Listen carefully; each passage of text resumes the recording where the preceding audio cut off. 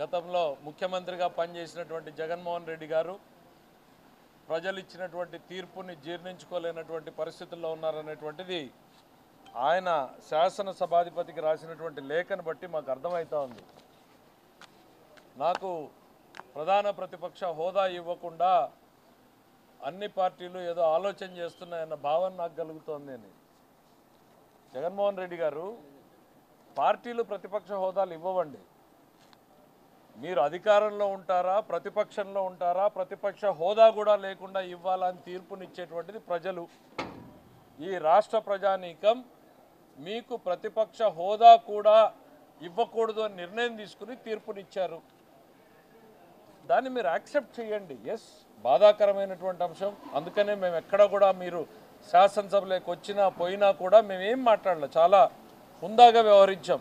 గతంలో చంద్రబాబు నాయుడు గారు మొట్టమొదటిసారి మాట్లాడే ప్రయత్నం చేస్తే ఒకసారి శాసనసభ వీడియోలు తెప్పించుకుని చూడండి, మీరు ఎంత హెకిల్ చేసేటువంటి ప్రయత్నం చేశారు. మీరు యాక్సెప్ట్ చేయండి. ప్రజల తీర్పు మీకు ప్రతిపక్ష హోదా ఇవ్వకూడదు అనేటువంటిది ఇచ్చారు.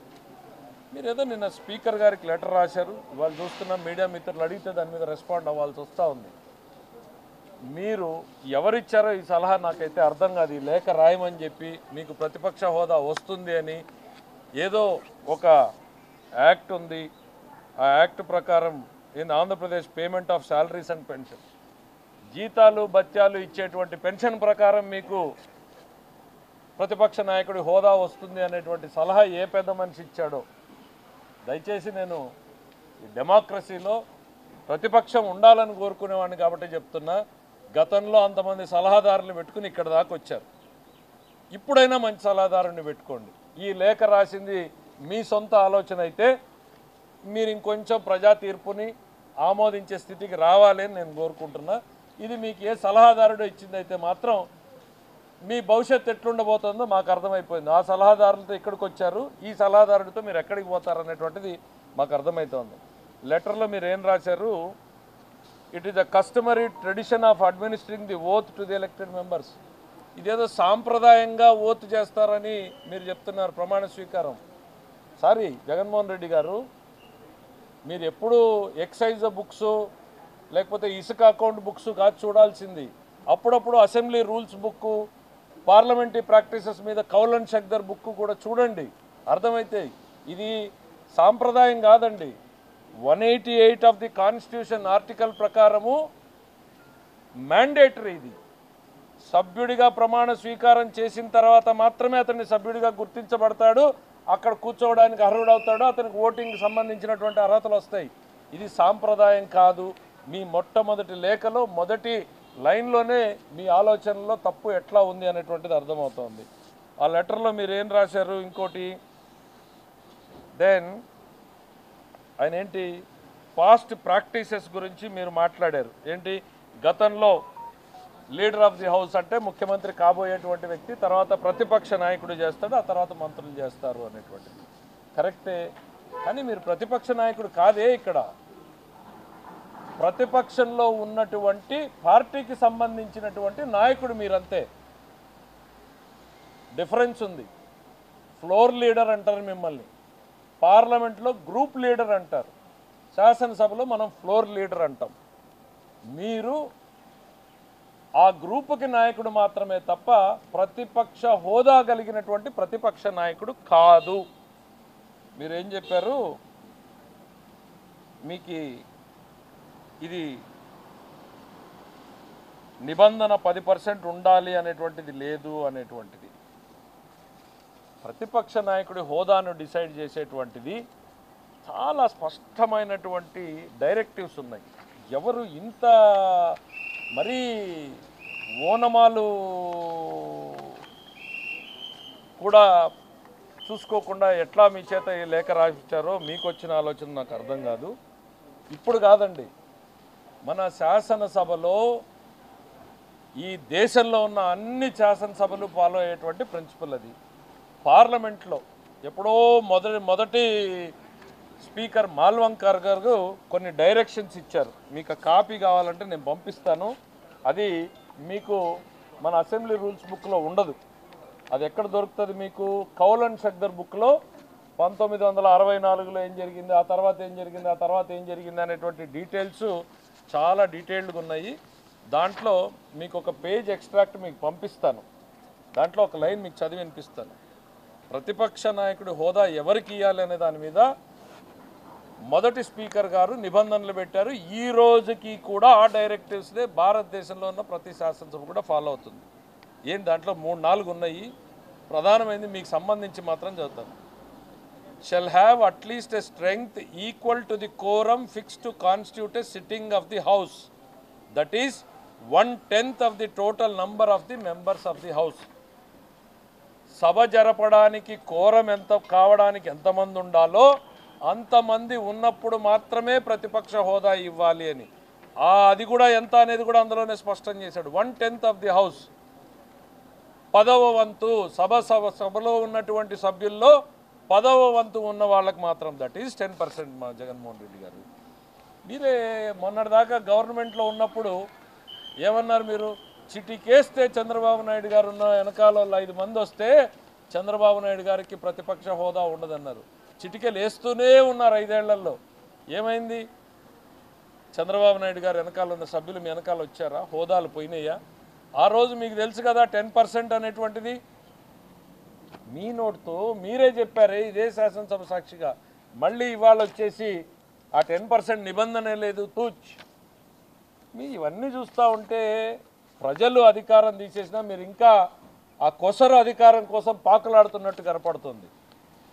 ప్రతిపక్ష నాయకుడు అంటే క్యాబినెట్ ర్యాంక్ వస్తుంది, దాన్ని పెట్టుకునేదో జులుం చేయొచ్చు అనేటువంటి ఆలోచనలు ఏమన్నారో మార్చుకోండి. ఆలోచన ధోరణి మార్చుకోండి. అప్పుడప్పుడు మీరు ఎప్పుడూ మీ వ్యాపారాల గురించి ఇంకోటి ఆలోచించినా కనీసం ఇప్పుడైనా ప్రజల గురించి ఆలోచించేటువంటి ప్రయత్నం చేయండి. మీ అధికారాలు మీరు ఎంతసేపు ఉన్న దానికోసం మీ తపన ఆరాటం కనపడుతుంది తప్ప ప్రతిపక్ష హోదా నాయకుడు మీరు మాట్లాడాలి అనుకుంటే మేము మొదటి రోజు చెప్పాం కదా, రండి శాసనసభకు. అందరు శాసనసభ్యుల్లాగానే మీకు మాట్లాడేటువంటి అవకాశం ఉంటుంది. ఎందుకు మీరు ప్రతిపక్ష హోదా కావాలి, నేనేదో ప్రజా సమస్యలు ఇప్పుడు గుర్తుకొచ్చినాయా మీకు? ఇంకా మీరు ఏం రాశారు లెటర్లో? 10% నిబంధన చాలా స్పష్టంగా చెప్పాం.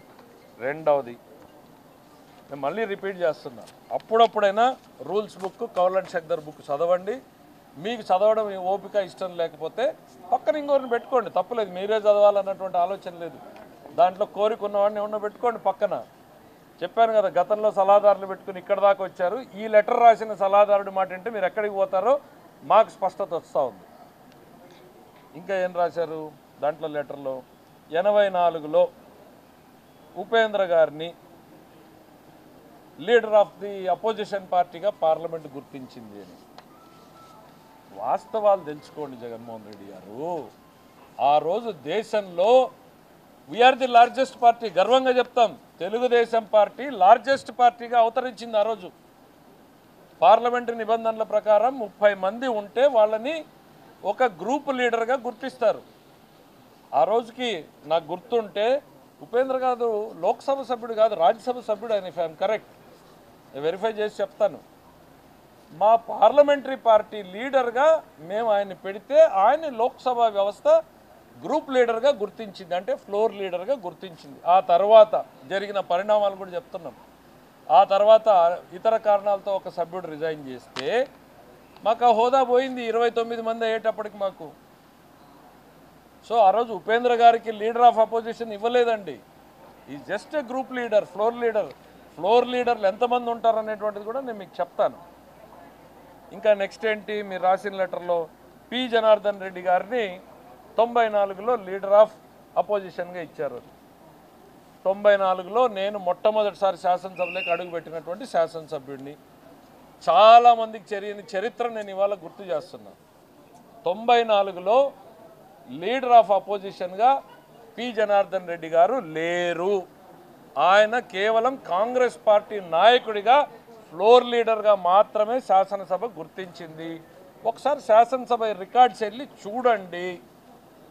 ఆ రోజు లెజిస్లేటివ్ అఫైర్స్ మినిస్టర్గా ఉన్నవారు ఆయన్ని పదే పదే గుర్తు చేసిన సందర్భాలు నాకు ఉన్నాయి. అయ్యా జనార్దన్ రెడ్డి గారు, మీరు ప్రతిపక్ష నాయకుడు కాదు, మీరు కాంగ్రెస్ పార్టీ ఫ్లోర్ లీడర్ మాత్రమే అనేటువంటి ఆన్ రికార్డ్ ఇవన్నీ మీకు దొరుకుతాయి. రెండవది మీకు ఇంకా ఇంపార్టెంట్, మోస్ట్ ఇంపార్టెంట్ చెప్తాను. ఆ రోజు డెవలప్మెంట్స్ ఏంటి? 94లో విజయభాస్కర్ రెడ్డి గారు గెలిచారు అన్నటువంటి విషయం చాలామంది మర్చిపోయారు. 94లో విజయభాస్కర్ రెడ్డి గారిని సిఎల్పి లీడర్గా కాంగ్రెస్ లెజిస్లేచర్ పార్టీ ఎన్నుకుంది. ఎన్నుకున్న తర్వాత ఆయన బాబురావు గారు అనే వ్యక్తిని పి జనార్దన్ రెడ్డిని ఉపనాయకులుగా నియమిస్తూ ఆయన నామినేట్ చేశాడు. దాంతోపాటు కోదండరెడ్డి గారిని కార్యదర్శిగా నియమిస్తూ కోదండరెడ్డి గారు అప్పుడు శాసనసభకి లెటర్ రాసి చెప్పాడయ్యా, ఇట్లా మా నాయకుడు వీళ్ళిద్దరిని ఉపనాయకులుగా గుర్తించారు, మీరు పరిగణలోకి తీసుకోండి. ఇవన్నీ శాసనసభ రికార్డులో ఉన్నాయి. ఆ రోజు సిఎల్పిలో ఏం జరిగింది, విజయభాస్కర్ రెడ్డి గారు తర్వాత సభకు ఎందుకు రాలేదు, అది వేరే విషయం. ఇంట్రెస్టింగ్, పాలిటిక్స్ మీద ఇంట్రెస్ట్ ఉన్న వాళ్ళు అడిగితే తర్వాత చెప్తాం. ఆ రోజు రాజశేఖర రెడ్డి గారు అసెంబ్లీ మెంబర్ కాకపోయినా సిఎల్పికి ఎందుకు వచ్చారు, పార్లమెంటు సభ్యుడిగా ఉన్నటువంటి రాజశేఖర రెడ్డి గారు. ఆ తర్వాత విజయభాస్కర్ రెడ్డి గారు రాజీనామా చేసిన తర్వాత పి జనార్దన్ రెడ్డి గారు మళ్ళీ సిఎల్పి లీడర్గా ఎలక్ట్ అయ్యాడు. నాకు తెలిసి ఉపనాయకులుగా అప్పుడు గాదె వెంకటరెడ్డి గారు, మా జిల్లాకు సంబంధించిన జేసీ దివాకర్ రెడ్డి గారు అయినారు, if my memory is correct. ఆ రోజు కూడా ఆయన ప్రతిపక్ష నాయకుడు కాదు, కేవలం కాంగ్రెస్ పార్టీ నాయకుడు, ఫ్లోర్ లీడర్. ఇట్లాంటి ఫ్లోర్ లీడర్లు ఆ రోజు ఎంతమంది ఉన్నారు అనేటువంటిది మీకు ఏదన్నా ఒక సమాచారం కావాలంటే నాకు బాగా గుర్తుంది. ఎందుకనంటే నేను మొట్టమొదటిసారి శాసనసభకు వచ్చాను. శాసనసభకు వచ్చినప్పుడు ఆ రోజు స్టాల్వార్ట్ లీడర్స్ ఉన్నారు, ఫ్రీడమ్ ఫైటర్స్ ఉన్నారు. సిహెచ్ రాజేశ్వరరావు, విఠల్ రెడ్డి, పువ్వాడ నాగేశ్వరరావు, సిహెచ్ విద్యాసాగర్ రావు, వీళ్ళతో పాటు జనతా పార్టీ నుంచి కొమ్మిరెడ్డి రాములనాయన గారిని గెలిచాడు. మళ్ళీ డికే అరుణ్ గారు అప్పుడు సమాజ్వాదీ పార్టీ నుంచి గెలిచారు. ఇన్ని పార్టీలు 94లో ఉంటే శాసనసభ ఆ రోజు ఎంతమందిని గుర్తించిందో మీకు ఒకసారి చదివి వినిపిస్తాను. శాసనసభ రికార్డు ప్రకారం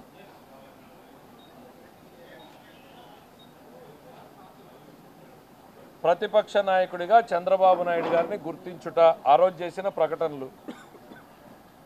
దెన్ విజయరామారావు గారిని టీఆర్ఎస్ పార్టీ తరఫున ఫ్లోర్ లీడర్గా గుర్తించుట. నోముల నరసింహయ్య గారిని సిపిఐ ఎం పార్టీ తరఫున ఫ్లోర్ లీడర్గా గుర్తించుట. చాడా వెంకటరెడ్డి గారిని సిపిఐ పార్టీ తరఫున ఫ్లోర్ లీడర్గా గుర్తించుట. అక్బరుద్దీన్ ఓవైసీ గారిని ఎంఐఎం పార్టీ తరఫున ఫ్లోర్ లీడర్గా గుర్తించుట. జి కిషన్ రెడ్డిని బీజేపీ తరఫున ఫ్లోర్ లీడర్గా గుర్తించుట. కె రాములు గారిని జనతా పార్టీ తరఫున ఫ్లోర్ లీడర్గా గుర్తించుట. తర్వాత అంటే లేటర్ ఆన్, నేను ఇందాక 94 చెప్పాను, తర్వాత 2004లో వచ్చినటువంటి డీటెయిల్స్ చెప్తా ఉన్నాను. తర్వాత రాజారావు గారు బీఎస్పీ నుంచి ఆయన ఒక ఆయన కంటెస్ట్ చేశాడు. డికే అరుణ్ గారు సమాజ్వాదీ పార్టీ తరఫున. ఇది తర్వాత లేటర్ ఆన్ 2000 అంటే 94లో ఏం జరిగింది, 2004లో ఏం జరిగింది. ఫ్లోర్ లీడర్లు చాలామంది ఉంటారు. ఇప్పుడు కూడా అధికార పార్టీలో ఉన్నా కూడా జనసేనకి ఫ్లోర్ లీడర్ ఉంటారు, బీజేపీ పార్టీకి ఫ్లోర్ లీడర్ ఉంటారు, మీరు మీ పార్టీకి ఫ్లోర్ లీడర్గా ఉంటారు. మీరు ఫ్లోర్ లీడర్గా మాత్రమే ఉంటారు తప్ప మీరు ప్రతిపక్ష నాయకుడి హోదాకు మీకు అవకాశం లేదు. ఇది పయ్యావుల కేశవ్ గానో లేక తెలుగుదేశం పార్టీ సభ్యుడిగానో నేను చెప్పేది కాదు. మన శాసనసభలో అమల్లో ఉన్నటువంటి స్పీకర్ డైరెక్టివ్స్ నిబంధనల ప్రకారం భారత పార్లమెంటులో మొట్టమొదటి మాల్వంకర్ గారు ఇచ్చిన నిబంధనల ప్రకారం ఈ రోజుకి దేశవ్యాప్తంగా ఫాలో అవుతున్న నిబంధనల ప్రకారం మీకు ప్రతిపక్ష హోదా ఇచ్చేటువంటి అవకాశం లేదు. దీనికి ఎగ్జాంపుల్, కేంద్రంలో కాంగ్రెస్ పార్టీ ప్రతిపక్ష హోదా పొందడానికి 10 ఏళ్లు పట్టింది. 2014లో వాళ్ళకి ఎన్ని సీట్లు వచ్చినాయి? 44 సీట్లు వచ్చినాయి. ఆ రోజు ప్రతిపక్ష హోదా కాంగ్రెస్ పార్టీకి ఇవ్వలేదు. ఎవరు ఏ సీట్లలో కూర్చున్నారో కూడా తర్వాత మీకు చెప్తాను. 2019లో 52 సీట్లు వచ్చినాయి కాంగ్రెస్ పార్టీకి పార్లమెంట్లో. ప్రతిపక్ష హోదా వాళ్ళకి ఇవ్వలేదు. They are just group leaders, floor leaders, అంతవరకే తప్ప ప్రతిపక్ష హోదా. ఈ సంవత్సరం బహుశా ఈరోజు అయిందనుకుంటా, ఇఫ్ ఐఎమ్ కరెక్ట్, ఈరోజు వాళ్ళు రాహుల్ గాంధీని ఏదో ప్రతిపక్ష నాయకుడిగా ఎన్నుకోబోతున్నట్టున్నారు. 10 సంవత్సరాలు పట్టింది. మీకు కూడా 10 సంవత్సరాలు పడుతుంది ప్రతిపక్ష హోదాకు రావడానికి. ఖచ్చితంగా మీకు 10 సంవత్సరాలు పడుతుంది. మళ్ళీ ఫ్యూచర్లో రేపు నెక్స్ట్ 2029లో కూడా. ఎందుకనంటే మీ సలహాలు, మీ వైఖరి, ప్రజల పట్ల మీ ఆలోచన, ఎన్నికల్లో ఎందుకు ఓట్లు వేయలేదని ప్రజల్ని తప్పుపడుతున్న విధానం, ఇవన్నీ చూస్తూ ఉంటే మీరు ఎటుపోతున్నారో అర్థమవుతుంది. ఖచ్చితంగా మీరు ప్రతిపక్ష హోదా పొందడానికి కనీసం ఒక 10 ఏళ్ళు పడుతుంది. దాంట్లో మాకేం డౌట్ అక్కర్లేదు. అంతెందుకు, మీకు చాలా ఆప్తుడు కేసీఆర్ గారు, పక్కనే ఉన్న రాష్ట్రం తెలంగాణలో 2019లో కాంగ్రెస్ పార్టీకి ఎన్ని సీట్లు వచ్చినాయి? వాళ్ళకి దాదాపు 2014-19లో 19 సీట్లు వస్తే ప్రతిపక్ష నాయకుడి హోదా ఇవ్వాల్సి ఉంటే అప్పుడు బట్టి విక్రమార్క అనుకుంటా వాళ్ళు ప్రపోజ్ చేసింది. ఇవ్వకుండా ఏం చేశారు? 12 మందిని టీఆర్ఎస్లోకి చేర్చుకున్నారు. అధికారికంగా శాసనసభ రికార్డులో వాళ్ళు కాంగ్రెస్ పార్టీ సభ్యులుగానే చూపిస్తూ ఉన్నారు, స్పీకర్ గారు ప్రకటన చేస్తూ ఉన్నారు. కానీ మెజారిటీ ఉన్న వాళ్ళకి ప్రతిపక్ష నాయకుడి హోదా కూడా ఇవ్వలేదు. మీ మిత్రుడు